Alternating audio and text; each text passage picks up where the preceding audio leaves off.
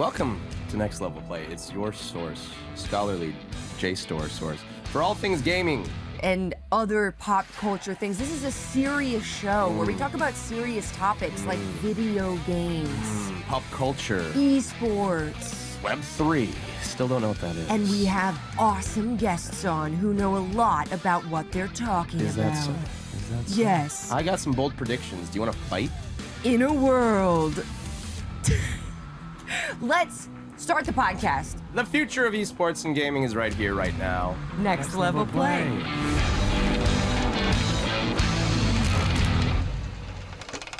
Good morning, Sydney.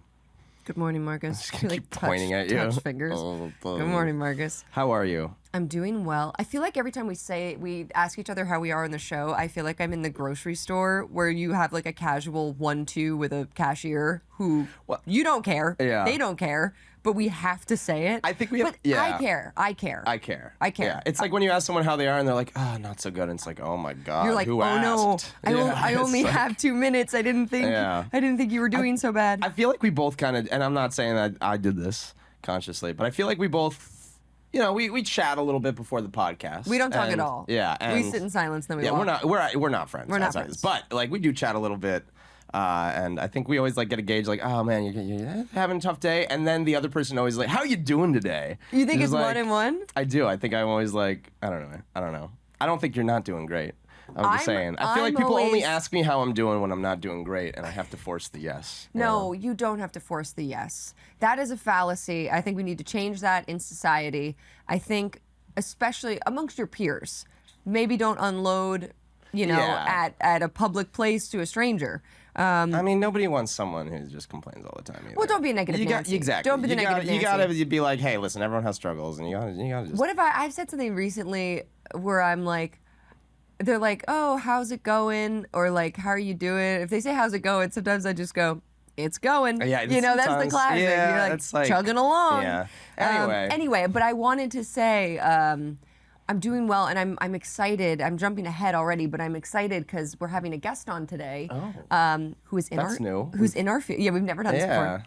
Who's in our field? We've said it before. Marcus and I are both actors and voice actors, and we love to talk about the state of the industry. film industry, industry. the gaming industry, and what that means for actors and voice actors. And we've talked about it on so many different episodes. We're going to talk about it today, but I truly can't wait for our guest so we can discuss with another person and unload on them all our negativity. No, I'm kidding. What's his name? Jeff Pictor is his name. He'll be in later. We'll get to that. But yes. I did really want to talk about VO. That's voiceover for you guys at home. Industry insider knowledge. We're going to give you all those insider tips and tricks today.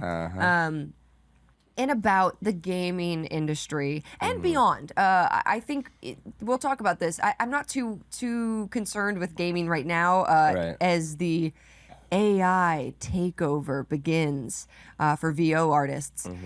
I know that there are games out there that use AI-generated voiceover.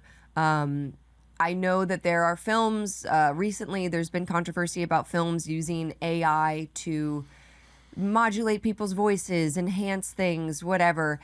We're not yet at the point where you can fully utilize an AI created character or voice that's going to be able to do everything for you, solve all your problems, not sound fucking bizarro, bad and weird. Bad, I'd say. Bad, I would say. Yeah. I think the most that I've seen AI used in VO has been for weird, random, obviously very low budget, sponsored advertisements on like Instagram or something. And you can tell immediately. That's the thing. You can tell. It's so strange. It's so obvious. Right. I don't even know what to compare it to, except I guess like AI art, where you see something and you're like, that's not real.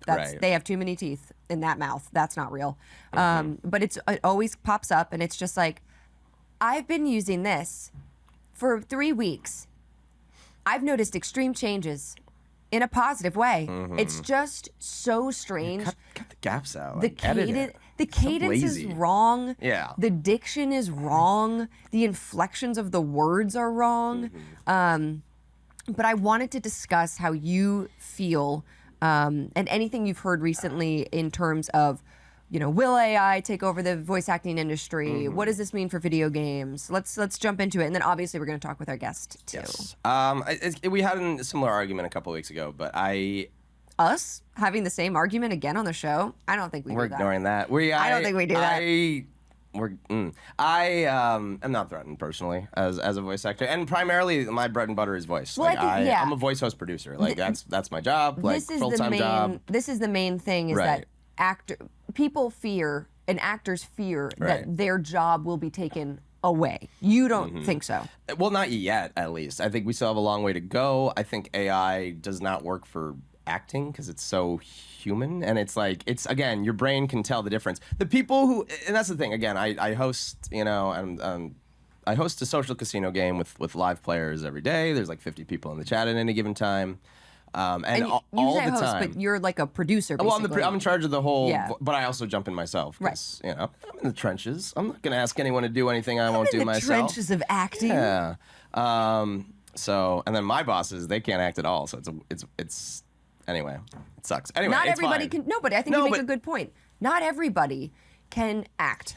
Not everybody can be a voiceover artist. Yeah. It's true. Like it is just, I think, fundamentally true. Not Right. everybody wants to. Like, And again, I love my job and my bosses are great, but like it's one of those things where I don't know. I'm sure you can all relate. You have a boss who doesn't have your specialty, and they can't really, if the person above you doesn't understand What you're you doing. do, Yeah. it's a problem. Anyway, so I'm the middleman and in charge of the team.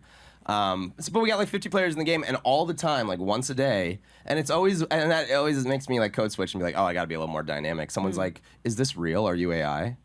But I'm also on the mic being like, anyway, players, and I'm off the cuff. I'm making like, real? awkward, lewd jokes, and within reason. people don't know though. And it's so to me, it's so obvious. But that's what you like. People really think that AI is already at this level, and to me, it's the equivalent of like watching a Pixar short film from the late 80s. Yeah. And being like, is this real? Did they film this tin toy? Like, that's what it feels like to me. Is it's this like bird talking? yeah. Like art and visualization, it's one of those things, it's and if you can't tell the difference, your brain can on a subconscious level. It's similar with CGI. You kind of make the argument.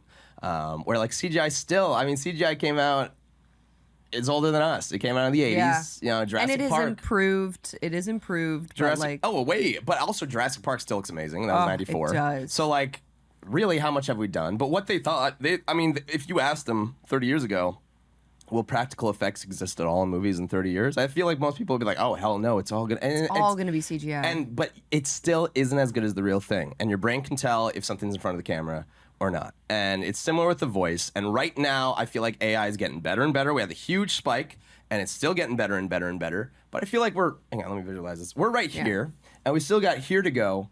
And then we have this. This is the uncanny valley. We're not even there yet. We're not even close to the uncanny valley. We're still at the point of this is fake shit. This sounds weird.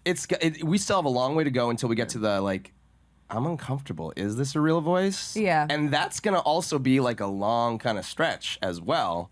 And then similar to CGI and stuff, they're going to like reverse and they're going to go more like zany with the AI voices. They're going to go Star Wars and it's going to be Jar Jar Binks all over again. I mean, kind of. But I feel like, and honestly, I don't know if AI will, it's similar with like practical effects. It's like at a certain point we're human, and this is not just a human thing. Like creatures are trained to see something that is disguised, that's an imposter, and be wary and scared of it. And it's just nature.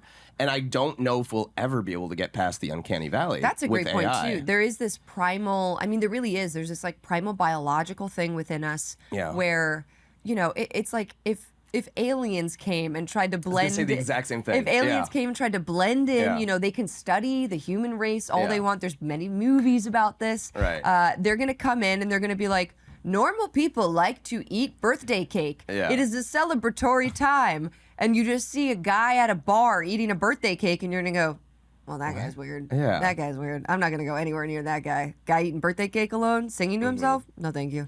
I also wanted to say there is something to be said, and I interrupted you, so remember your thought. There's something to be said about being a creative or having a creative job and then working for people who do not do that role and don't understand it And I think this happens all the time in film. There are creative producers and there are not non-creative producers. And a lot of the time, you know, when somebody whose job it is to look at the numbers, crunch the numbers, and cut the fat, you know, or like, you know, we have this type of budget. I don't think they understand how big of a difference that becomes for the creative. They're like, we could replace this with AI, you know, we could replace this with CGI, whatever it is. Yeah. The decision makers a lot of the times are not the ones who have done the job before. They don't really understand. That's kind of the point I was trying to make. Yeah. And I think that's really important to know too, because the pendulum is always swinging. You know, that happens, and then, you know, a movie like Sonic, you show what it's going to look like, and everyone's like, God, no, no. And it's like, okay, clearly that was not a good decision. Sure. And I think we're going to see some of this hit back if we reach the uncanny valley, especially. But even now, I mean, I see all these fucking advertisements on Instagram and I'm so sick of them. I'm like, it's annoying. It's grating to listen to and hear. Maybe I need to scroll on Instagram less, but it is grating to hear because it's not good. It doesn't sound real. It's not going to make me buy the product. I think they're going to realize that too. Being sold something by a non-human, I don't think is very incentivizing. Right. When they're like, I've used it and I feel good. You're like, okay. I don't know how many people are actually fooled by this stuff, but it's got to be a chunk. I mean, I know it's probably at least 20-30%. I mean, you know all the grandmas on Facebook who see the AI thing and they're like, it's so sad. This dog celebrated their birthday alone. And I'm like, that is an AI-generated image of a golden retriever with cake all over its mouth. How do you think that's real, Grandma? The candles are like on its fur. How do you think that's real, Grandma? I'm like not even exaggerating. The only thing I've used Facebook for in the last 6 months is I'm on a few groups that are boomers being fooled by AI. Stop it. I'm not even that passionate about it. But you'll just pop in. I happen to follow it, and like now it's the only thing on my feed. It's just like kind of taken over. And I go on Facebook to check in, and then I just see like a feed of boomers getting fooled by AI. It's like becoming It is a entertaining. scam. Like it feels like a scam. Like I mean, it can be. It could be. It could be used to like, here's your daughter. Yeah. She's in prison. You know. I mean, that's where remember everyone's freaking out about deepfakes, though. Well, that's kind of that's I guess where that's going too. And that fear is still there. But like 10 years ago, remember we were all freaked out that the world was going to end because someone was going to use a deep fake of a political figure and it's going to create World War III and blah, blah, blah, blah, and there was a huge thing with voiceover at that time, too, for deepfakes. I remember Obama. People were trying to... This was like pre-AI. But it was stitching together Obama's voice over different, you know, times to try to make him say bad things because people were so anti-Obama at the time. And it wasn't good. I mean, it was like, it was a lot of pausing and weird cuts. But yeah, I agree that there are unethical usages as well. And beyond just, it's taking over the acting industry, actors are going to lose jobs. That's certainly, I'm concerned about that as an actor. But there's also this sort of unethical using it for scamming, you know, taking somebody's voice and then sending you a voicemail with your mom's voice. And you're like, well, that is my fucking mom. Or presidential, you know, political figures. Right. To start a fucking nuclear war, I guess. I mean, shit, I feel like the CIAs of the world would have, I mean, maybe they've done it and we don't even know, but I feel like we would have seen more kind of at this point, you know, right? I've kind of expected a few more deep fake chicanery. Instead, we're looking at like Trump eating spaghetti in the Oval Office. Just you know? check the POTUS X account. Well, Trump posts AI pictures of himself all the time. Yeah. Flying on an eagle or like, eating spaghetti. I don't know. I don't fucking know. We're not going there. It makes me laugh, but it makes me laugh. We'll keep it at that. I think. It is partially not great. To have the time in retirement to scroll through and think that a woman just had 10 babies and is holding all of them smiling. Is gullibility like height, where you raise it as you get older and then you start to lose it like in the end?